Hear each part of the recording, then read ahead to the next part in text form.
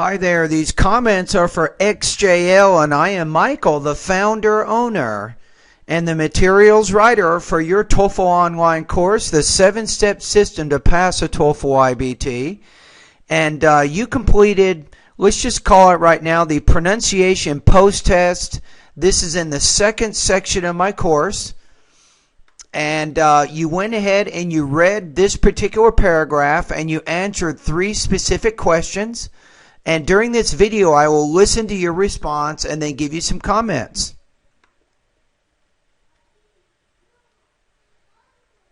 When two people are talking to each other, they tend to stand a specific distance apart.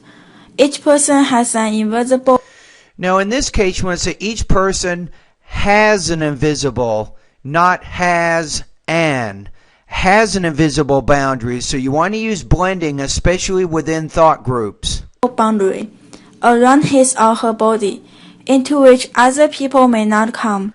So you're doing pretty well. You're pronouncing all your words clearly. Your pacing's pretty good. If someone passes this boundary, she or he will feel uncomfortable and move away to increase. You want to use this, and in this case, again, blending, and move away to increase the distance between them. The distance between them. The major exception is family members and other loved ones. The personal distance is not due to body odor or bandwidth, but because closeness lends a sense of... You want to say there, because closeness lends a sense of intimacy. Of intimacy. That is at odds. That is at odds. With the relationship to the other's individual. Okay, so the main thing here is you are pronouncing pretty much all of your sounds correctly, but you want to work on your blending. In the pronunciation area of my course, you can learn more about blending by going to pronunciation lessons 41 through 44. Anna is my best friend, and she is very important in my high school life because she always got A in English class. But at that time, I'm not interested in English. So you might say, because she all the time got A's in her English classes. She always helped me to study English. She always, let's go back here. I'm not interested in English. So she always helped me to...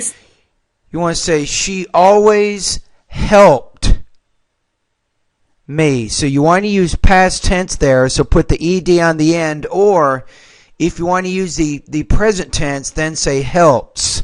Put the s on it. So either way, you need to put a grammatical word ending on the end of that word. Study English and told me how to remember a difficult English word quickly. That was good. How to remember. Very good grammar there, using a infinitive with a noun clause. And told me how to improve my English skill. You want to say English skills. So again, you want to make sure that you're using your grammatical word endings. She always stayed with me to saw an English movie without words. She always stays, or she always stayed, ed with me. So if you're not clearly pronouncing either the ed, so if you're talking about something in the past, you should use past tense verbs there, or if you're talking about something in the present, then make sure you use a third person s on the end of that word. And when we saw that movie, she told me and you said saw, so it sounds like you are using the past tense. And was is very useful. So she is very important to me because if I'm without her, I would not interested in English. Let's go back to the grammar you used here just a minute. Hold on. She is very important to me because if I'm without her, I would not interested in English. And if I am without her, I would say if I didn't have her with me. Or if I didn't have her as a friend, I would not. So I think you should use the simple past to talk about either either the simple past or the past perfect to talk about a hypothetical. So then if you want to do the past, you might say, if I hadn't had her with me, I wouldn't have been able to. So when you're talking about those unreal conditions, you want to make sure you're using the right grammar to express the idea. Study in America. 5 years later, I will continue to study in the United States. I will be in my dream's university to study MBA. I will in the new school to know new friends, learn different culture and knowledge. To learn a different culture or to learn different cultures. So with your singular count nouns, you typically will put an article before those like a, and, or the. Or if you make it plural, you want to make sure you put S on the end. And I will volunteer in my free time in the university to help the new students in the university, just as other people help me now. On the weekends, I will say I'm going to the beach with my sister. And my favorite season is spring.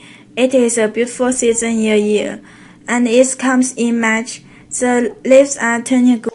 You want to say March. It comes not March, but it comes in March. And the flowers are opening. It is warm most of the time, and I don't need any warm clothes. And I can wear beautiful dresses and jackets, and I can fly kites and go camps with my friends in spring. Spring is so active that everything is going up, and I like spring best. All right, so thank you for completing that. So now I think pretty much you are finished with all of my assignments. And let's take a look at your score here.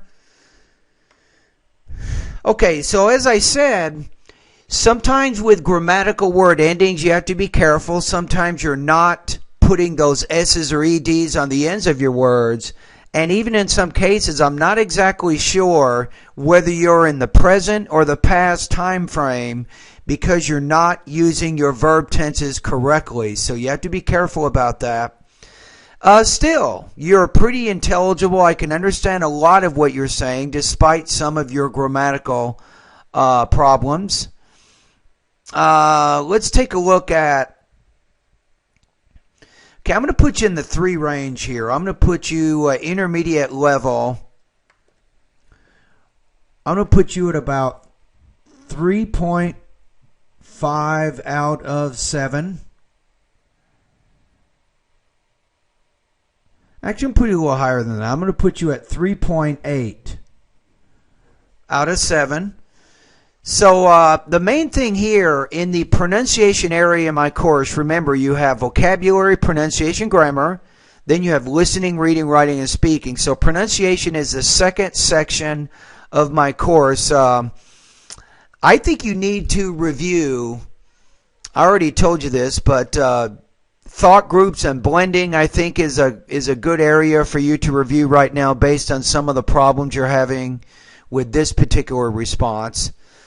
Grammatically speaking, if you go to the 3rd section of my course, review the section on irregular verbs and also verb tenses. You will see 2 different sections in there. I think you can probably improve in those areas. And one more area in pronunciation before I forget. So in the 2nd section of my course, review the lessons titled Syllable Division and Grammatical Word Endings. All right, now let's take a look at how what your grade will be in my class. So I gave you 3.8 out of 7. So let's take a look here. So 3.8 is going to put you at about 92% on this particular assignment. All right, anyway, thank you very much for completing this assignment.